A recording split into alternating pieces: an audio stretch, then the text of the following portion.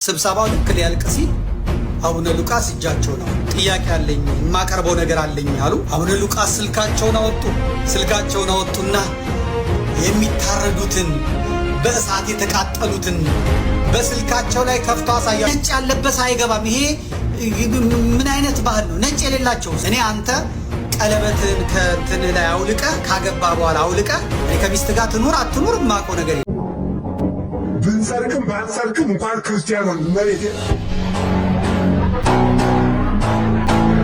እንኳን ኦርቶዶክስ ሆን ሰብስክራይብ ለምንድን ነው የማታደርጉት? አሁን ማርጉ። በቦታ የነበሩት ናቸው የነገሩኝ። ስብሰባው ልክ ሊያልቅ ሲል አቡነ ሉቃስ እጃቸውን አወጡ። ምናልባት አቡነ ጴጥሮስ ከሆነም ቢሆን የሚሄዱት በጌታ በኢየሱስ ክርስቶስ አልማይቲ ጎድ ጠብቁ ሊሉ ይችላሉ። ግን አቡነ ሉቃስ ጥያቄ አለኝ አሉ። ቃል በቃል በቦታ የነበሩት የነገሩኝ ነው የምናገረው። ጥያቄ አለኝ የማቀርበው ነገር አለኝ አሉ። ከዛ ሴናተሮቹ አዩአቸው። ሞገስ አላቸው፣ የተቀቡ ናቸው፣ ግርማ ሞገስ አላቸው። 6 ዓመት የተፈረደባቸው ናቸው በብልጽግና። ስለዚህ የሚያስተረጉም በደንብ ግን የሚያስተረጉምልኝ እፈልጋለሁ። በአማርኛ ነው መናገር የምፈልገው አሉ። ይናገሩ ይተረጉምሎታል ተባሉ። ስልካቸውን አጡ። ቢኒያም ሽታይ ስማኝ፣ አንተ ለምን አቡነ ጴጥሮስ አልሄዱም ነው የምትለው? አይሄዱም። አቡነ ጴጥሮስ ቢሄዱም የሚያመጡት ነገር የለም። የኢትዮጵያውያንን ሕመም የኦርቶዶክስን ሕመም መግለጽ የሚችሉት ብፁዕ አቡነ ሉቃስ ብቻ ናቸው። በዚህ ሰዓት ጻፉልኝ፣ ታች ያላችሁት ብፁዕ አቡነ ሉቃስ ሆይ ቡራኬዎት ይድረሰን በሉልና ጻፉልኝ። በእግዚአብሔር ጻፉልኝ። የኢትዮጵያን ሕመም የቤተ ክርስቲያንን ሕመም የአማራን ሕመም ይግለጽ ቢባል በአሁን ሰዓት መግለጽ የሚችለው አንድ ሊቀ ጳጳስ ብፁዕ አቡነ ሉቃስ ብቻ ነው። ብፁዕ አቡነ ናትናኤል አባቴ ናቸው። አይችሉም። ይገረፋሉ። አይችሉም። መግቢያም የላቸው። አሁን እዛ ሄደው ታስሮ ነበር ምናምን አለ ነገሩን። ያኔ አላልኩኝም። እንትን የሚያስብል ነገር ሆኖ አይደለም። ማን ነው የሚያስሮት? እንግዲህ አያችሁ፣ አባቴን ነው የምነግራቸው። አባቴ ቤቴ የሚመጡ ልጆቼን የሚባርኩ ከጵጵስናው በፊት በጠሩኝ ቦታ ሄጄ የማገለግል እንደውም እሳቸው መናገር ይችላሉ። ጴጥሮስ፣ ጳውሎስ፣ አየር ጤና፣ ኪዳነ ምሕረት እኔ አሻራዬ ያላረፈበት ቦታ አለ። ጠይቋቸው። መመካት ቢኖር ኩራት ቢኖር እኔ ነበርኩ የምኮራው፣ እኔ ነበርኩ የምመካው። ግን መመካት አለ። ብመካም ደግሞ ምን እንትን ነው። በኋላ እሻሉ እነዛ ፈረንጆቹ እሻሉ፣ ታዛቢዎቹም እሻሉ። አቡነ ሉቃስ ስልካቸውን አወጡና የሚታረዱትን በእሳት የተቃጠሉትን በስልካቸው ላይ ከፍቶ አሳያቸው። ቢኒያም ሽታዬ እየሰማኝ አሳዩአቸው። ማየት እስኪያቅታቸው እስኪዘገንናቸው ድረስ አሳዩአቸው። ይህን ያደረጉት ብፁዕ አቡነ ሉቃስ ናቸው። ይህንን ብፁዕ አቡነ ጴጥሮስ ያደረጉታል? አያረጉትም። አላምንባቸውም። አያረጉትም። ዛሬ መጥተው አብይ አህመድ ምናምን አልሰማም። አብይ አህመድን በልኩ በቁመቱ የገለጹት ብፁዕ አቡነ ሉቃስ ናቸው። ብፁዕ አቡነ ሉቃስን ስታሳድዱ የነበራችሁ ጳጳሳት ዛሬ አብይ አህመድ ሲያሳድዳችሁ ብፁዕ አቡነ ሉቃስ እግር ስር ቁጭ ብላችሁ ነው እንጂ ቡራኬ መቀበል ከብፁዕ አቡነ ሉቃስ በላይ እንጣጥ ማለት ትክክል አይደለም። ልካችሁን ማወቅ አለባችሁ። ልካችሁን። ይሄ ሰውዬ በጠበጠን ሉቃስ ነው እየበጠበጠን እያላችሁ መግቢያ መውጫ ማረፊያ ያሳጣችኋቸው ሊቃነ ጳጳሳት አብይ አህመድ መግቢያ መውጫ አሳጥቶ አየር መንገድ ላይ አስሮ በካልቾ አጠናግሮ ተመለስ ወደ አሜሪካዊ ነህና ብሎ ያባረራችሁ ሰዎች ብፁዕ አቡነ ሉቃስን የመናገር ብፁዕ አቡነ ሉቃስን መስማት ነው ያለባችሁ፣ ማዳመጥ ነው ያለባችሁ።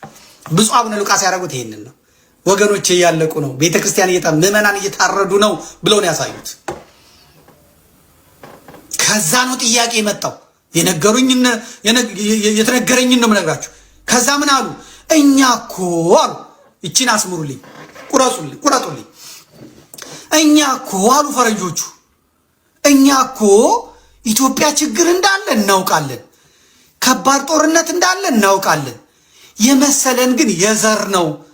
አማራና ኦሮሞ፣ ኦሮሞና አማራ፣ ትግሬና አማራ ምናምንና ምናምን እንጂ እንደዚህ አይነት ጭካኔ እንዲህ አይነት ግፍ ክርስቲያን በዘር ተመርጦ መገደሉን አላወቅንም። የዋሃቢ እስላም እየፈጀን ነው። የዋሃቢ እስላም እያረደን ነው። የኦሮሞ እስላም እየጨፈጨፈን ነው። ዘራችን እየጠፋ ነው። ኦሮሞ ኦርቶዶክሶች፣ አማራዎች ማንንም እየጨረሱ ነው። ይኸው እሳት የገባው ይኸው የታረደው ይኸው ብለው ነገሯቸው። እኛ እኮ የምናያችሁ ኦርቶዶክሱ ሲዘምር ነው። ኦርቶዶክሱ ባህሉን ሲያከብር ነው። እንዲህ አይነት ሰቆቃ መኖሩን አናውቅም አሏቸው። እወቁ ይኸው ብሎ አሳዩአቸው። ይህንን ነው እነ ፋሲካው ይዘው መጥተው የአእላፋት ዝማሬ ዘንድሮ ቢቀር ካልሆነ ደግሞ እንደው ጥቁር ለብሰን ከተፈቀደ እንግዲህ መንግስት ነው የፈቀደው። መንግስት ነው እያደራጀ ያለው። መንግስት ነው እየረዳ ያለው። ፖሊስ እየመደበ ያለው ልክ እንደ ጥምቀት ልክ እንደ መስቀል እያደረገ ያለው ፖሊስ ነው። ስለዚህ የሚወጡ ሰዎች እነዛ የታረዱትን ሰዎች የሚያስታውሱ መንግስትም ጥበቃ ከለላ እንዲያደርግ ራሱ ነው ገዳይ ለነገሩ። ቢሆንም ግን ለሳምፕል እንኳን እናድርግ ሲባል አይቻልም። በምስጋና ላይ ተቃውሞ የለም። ምድረ መናፍቅ ያለቀቀ ያረገፈልህ ሽታው ያለቀቀ 24 ሰዓት ተቀምጠ አሩሲ ተጎዱ አሩስ እንደዚህ ያሉ ምናምን እሱ ነው እንደ ዋናው። አሜሪካኖቹ የሚያመጡልን ነገር አለ እኔ አላምንበትም። የሚመጣ ነገርም የለም። አሜሪካኖቹ ያመጣሉ ብዬ የማስበው ነገር የለም። በተለየ ሁኔታ የልደትን ዋዜማ ጠብቆ ሰዓታት አለ፣ ማህሌት አለ። አሁንማ ምን አለ? ዶሮ የሚሰሩትም አለ። ዶሮ የሚሰሩትም ሰራተኞችም ቢሆኑ በቃ መምጣት አለባቸው አለ።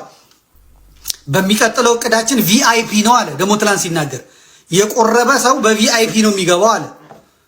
ተመልከቱ። በኢትዮጵያ ቤተክርስቲያን ስርዓት መሰረት እኔ ቆራቢ ነኝ እኔ አይባልም። ብዙ ሰዎች ቁርባን እንዴ ነጋሽታዬ ተማሪ አይደለ እንዴ? ነጋሽታዬ እንዴት ነው ይሄን ያልነገሯችሁ እንዴ? ስጋ ወደሙ የሚቀበሉ ሰዎች በዚህ ሁኔታ ከበሮ እየመቱ አዋጅ እያወጁ ነው እንደሚቀበሉት። ሰዎች እኮ እንዳያዩዋቸው ሌላ ቦታ ሄደው አልቅሰው ተንበርክከው ጌታ ሆይ እኔ አንተን ክቡር ስጋ ቅዱስ ደም መቀበል አልችልም፣ ለዛ የበቃው አይደለሁም ግን ብለው አልቅሰው እኮ ነው የሚቀበሉት። ሀገር፣ ሰፈር፣ መንደሩ እንዳያያቸው። ዛሬ እነ ሄኖክ ቪአይፒ የሚገቡት ደግሞ ቬሪ ኢምፖርታንት ፐርሰን የሚባል አለ እንዴ በኢትዮጵያ ቤተክርስቲያን ውስጥ። ነጭ ያለበሰ አይገባም። ይሄ ምን አይነት ባህል ነው? ነጭ የሌላቸውስ ድሆችስ?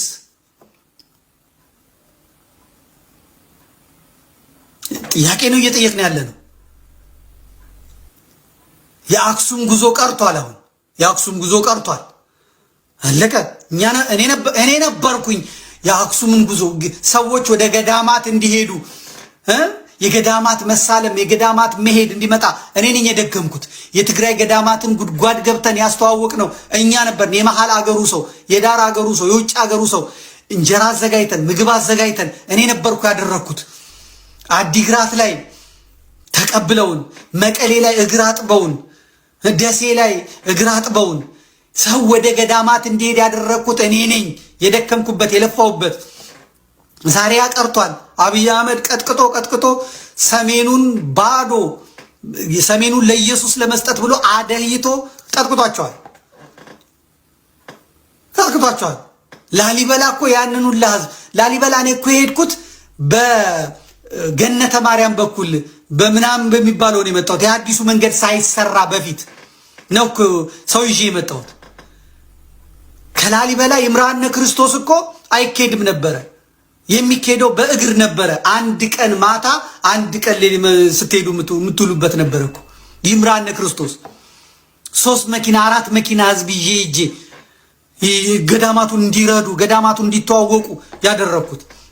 በአመት የሚጠብቁን አሉ እኮ በአመት የሚጠብቁን። ሰው እዚህ ያዘጠዘጠ እንዲያድር አሁን ላሊበላ ደርሷል አይደል? አዎ ፋኖ ጦርነት ከፈተ ይላሉ። የራሱን ፋኖ እያዘጋጀ ከመከላከያ ላይ ተኮሰ ብሎ ጦርነት አለ ብሎ ሰው እንዲቀር ሰው ሁሉ አዲስ አበባ እንዲቀር ሄኖክ ኃይሌ ቫቲካን ኧረ በእግዚአብሔር ተው እንጂ እየተነቃቃን እንጂ የላሊበላ ከተማ አቆርቁዘዋታል። አቡነ ኤርሚያስ ከተማዋ ሌላ ቦታ እንዲሆን ክህነትም የምሰጠው እዛ ነው ብለው ከጥንት ከላሊበላ ከቅዱስ ላሊበላ ዘመን ጀምሮ ክህነት የሚሰጥበትን ቦታ አርዋል። ላሊበላ አካባቢ ያሉትን ህዝቦች አንጽተዋል፣ አጽድተዋል። የቱሪስት ከተማ ሙዚየም ሊያደርጓት ማለት ሙዚየም ሊያደርጓት። ስለዚህ ያ ማደብዘዝ አለባቸው። ልደት መጣ ኦኬ አላፋት ዝማሬ ተብሎ ሰው እዚህ እንዲዘምር። ሄኖክ ኃይሌ የአባቶቻችን እንባ በራሱ ዋጋ ያስከፍልሃል። እኔ መናገር ብቻ ነው። ይኸው ተናግሬያለሁ። መዝግቡልኝ።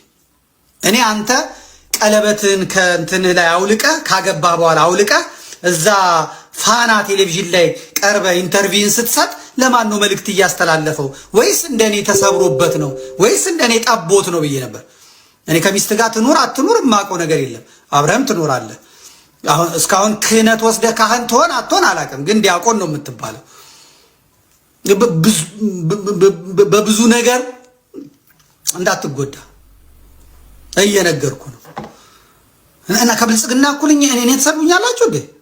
ከብልጽግና እኩል ጠላት አይኑ ቀላ ትሉኛላችሁ እንዴ? እኔ ብልጽግና ለራሱ ያዘጋጀውን ብልጽግና ለራሱ የደገሰውን ለአሜሪካ ሴናተሮች ለአውሮፓ ፓርላማ መልስ ለመስጠት ዓለም በሙሉ በኢትዮጵያ ላይ እየተደረገ ያለውን የክርስቲያኖች ጭፍጨፋ ለማድረግ ሲባል ያን ለመቀልበስ ሄኖክ ኃይሌ ተዘጋጅቶ የመጣውን እነ ቫቲካን እነማ ከዛ በኋላ ሊጽፉት ይሄው ክርስቲያኖች በዚህ ድምቀት ሊሉ ትራንስፖርት ሊቀርብ ይችላል፣ ምን ሊቀርብ ይችላል። ብቻ ባንዲራዋ እቺ እሷንም ሊፈቅዱ ይችላሉ። ሄኖክ ኃይሌ ራሱ ለብሶ ሊመጣ ይችላል። ካድሬ እኩል ለምን ብሎ የጠየቁትን ሊቃውንተ ቤተ ክርስቲያን ትሰድባላችሁ። ብልጽግና ለእኛ አዝኖ ብልጽግና ለኦርቶዶክሳውያን አዝኖ እግዚአብሔር ይፍረድባችሁ። ዘምሩ አትዘምሩ ያለ የለም። አትዘምሩ ያለ የለም። እግዚአብሔር ሆይ እየሰማው ነው። አሁን ነጋዴው ሲጮህ እየሰማሁት ነው። እግዚአብሔር ሆይ በባንክ ያለ ገንዘብ መውሰድ ጀምሯል። ባንክ 2 ሚሊዮን 300 ሚሊዮን ምናምን አለኝ ያሉትን የሚቀማ መጥቶባቸዋል። እግዚአብሔር ሆይ ቀጥል እኩል አድርገን። እግዚአብሔር ሆይ ረሃባችን እኩል፣ ህመማችን እኩል፣ ስቃያችን እኩል ይሁን። እግዚአብሔር ሆይ መሃሉን ገነት አድርገ ዳሩን በእሳት አትፍጀው። ገነት አድርገው ሁለቱንም። የኔ ጸሎት ነው። ሰማዕት ናቸው እነሱ። ለሰማዕታትን ድምፅ እንሆናለን ምናምን ደግሞ ይላል። እንትኖቹ ውሸት ነው ወደኋላ አስቀርተው ይላል ሽታይ ቢኒያም ሽታይ ወደኋላ አስቀርተው ሴናተሮቹን ከዛ አናገሯቸው ምናምን ውሸት ነው ያለ ይመስል ማለት ነው። አንተን አንዱ ዓለም ዳግማዊ ነበር ሊወስድ የነበረው። አንዱ ዓለም ዳግማዊ ይኸው ገብቷል። ከሄኖክ ጋር እየሰራ ነው። ገንዘብ ባለበት ቦታ የማታውቋቸውን ሰዎች በሙሉ እያያችሁ ነው። ማህበረ ቅዱሳን ይበለው። ምናልባትም ደግሞ እየጠረጠርኩ ነው። ምናልባት ይሄኛው ፌድ ስላረገበት ማህበረ ቅዱሳን በዚህ ተገልብጦ መጥቶ እያልኩ ነው። ምክንያቱም እዛም አካባቢ ደግሞ ማህበረ ቅዱሳን ታጅቦ ነው የማየው። አሁን እነ ብርሃኑ መጥተው እንትናን ይሰድቡታል። እነ ወልዳ ምናምን የኦሮሞ አሉ ደግሞ የተቋቋሙ መሰለኝ እነሱን ይሰድባሉ። በአማርኛ ይሰድቧቸዋል። በአማርኛ መለሱላቸው። ዛሬ በአማርኛ ቀሙት። ማህበረ ቅዱሳን ከመቀሌ ከትግራይ አስወጡት። እነ መንበረ ሰላማ ከኦሮሚያ እና አቡነ ሳዊሮስ ዳይ በካልቾ ናይ ለሚካኤል ማን በሄኖክ በኩል መታችሁ ነው ወይስ እውነቱን ንገሩን። ምንድን ነው የታሰበው? እናንተ ስርዓት ጠፋ ስርዓት እንትና ለምትሉት ልጃችሁ ሄኖክን እናንተም ልካችሁት ነው ወይ? ለማህበረ ቅዱሳን ነው ጥያቄ። ለማህበረ ቅዱሳን የአላፋት ዝማሬ በአውሮፓ የአላፋት ዝማሬ በአሜሪካ እያላችሁ ነው። እንዴት ነው ነገሩ? ምርምር እንጀምር። በአሜሪካም የሚያዘጋጁት በአውሮፓም በምናምን የምናያቸው በአረቡም ሀገር የማህበረ ቅዱሳን ሰዎች ናቸው። እንዴት ነው ነገሩ? ቫቲካን የታሰበ ነገር አለ? የታሰበ ነገር አለ? እንጠይቃለን። ወጣችሁ ንገሩን። ታኅሳስ 13 ኢትዮጵያዊ ቅዱስ ባለ 12 ክንፉ አቤት አቤት አቤት! በቃል ኪዳናቸው አምኖ በስማቸው ለተማጸነ እስከ 120 ትውልድ፣ ዝክራቸው ለዘከረ እስከ 100 ትውልድ፣ እሳቸው ባስባረኩት በአባይ ጸበል ይሆንልኛል ይደረግልኛል ብሎ ለተጠመቀ ደግሞ እስከ 77 ትውልድ ድረስ የሚያስምሩት ታላቅ ቅዱስ እኔ ዓለምን የፈጠርሁ እግዚአብሔር ለአንተ ከስልጣኔ ስልጣንን፣ ከጥበቤ ጥበብን፣ ከክብሬ ክብርን፣ ከተአምራቴ ተአምራትን፣ ከትዕግስቴ ትዕግስትን፣ ከፍቅሬ ፍቅርን፣ ከትሕትናዬ ትሕትናን፣ ከባለሟልነቴ ባለሟልነትን፣ ከስልጣኔ ስልጣንን ሰጥቻለሁ። ለቅድስት ሥላሴ ከሚገባ ስግደት እና በቃል ወይም ደግሞ በትእዛዝ ነፍስን ወይም እስትንፋስን እፍ ብሎ ከመፍጠር ውጪ ሙሉን ስልጣኔን ሰጥቻለሁ ያላቸው ታላቅና ድንቅ አባት ምን አይነት ነገር ነው? ቢሰጥ የማያልቅበት መድኃኔዓለም ኢየሱስ ክርስቶስ እንደዚህ ነው እንግዲህ ለአባታችን የሰጣቸው። ገና በተወለዱ በ7 ዓመታቸው ጌታ ሆይ ይህንን ዓለም አታሳየኝ ብለው በጸሎታቸው ዓይናቸውን ያሳወሩ፣ ከ7 ዓመት በኋላ በ14 ዓመታቸው መድኃኔዓለም ኢየሱስ ክርስቶስ ለዓለም ብርሃን ላደርግህ አዘጋጅቻለሁና ዓይንህ ይብራ ብሎ ዓይናቸውን ያበራላቸው። ጥርሳቸው ሲጣበቅ የዓለም ፍጻሜ ይሆናል ተብሎ ስለተነገረላቸው ሁለቱ ታላላቅና ኃያል ዘንዶዎች አንዱ የምድርን ግማሽ አንዱ የምድርን ግማሽ የሚያክሉ ብሄሞትና ሌዋታን የሚባሉትን ሁለቱን ዘንዶዎች ከሆዳቸው ውስጥ ገብተው ጥርሳቸውን ቆጥረው ጸሎት አድርገው የመጡ ታላቅ ቅዱስ አባት። እኒህ ቅዱስ አባት እግዚአብሔር በሰጣቸው ስልጣን ሲኦል ውስጥ እየገቡ በየሰባት ቀኑ ነፍሳትን ከሲኦል ያወጡ ነበር። ታዲያ ከዕለታት አንድ ቀን ነፍሳትን ከሲኦል ይዘው ሲወጡ አንዲት ነፍስ ከሲኦል ግድግዳ ላይ ተጣብቃ አልወጣላቸዋለች። እርሳቸውም ሊያወጧት በሚሄዱ ሰዓት የሲኦል ወላፈን በላቸው። ታዲያ ተመልሰው ወጡና ጌታ ሆይ አንዲት ነፍስ ስሜን እየጠራች ተማጽናኝ እኮ ላወጣት ብል የሲኦል እሳት በላኝ ብለው በሚነግሩት ሰዓት ወዳጄ ዘርአ ብሩክ ሆይ ይህን ሁሉ ባለሟልነት ብሰጥህ ትንባሆ ሲጋራ ያጨሰችን አንዲት ነፍስ እንዴት ማርልኝ ትለኛለህ አላቸው።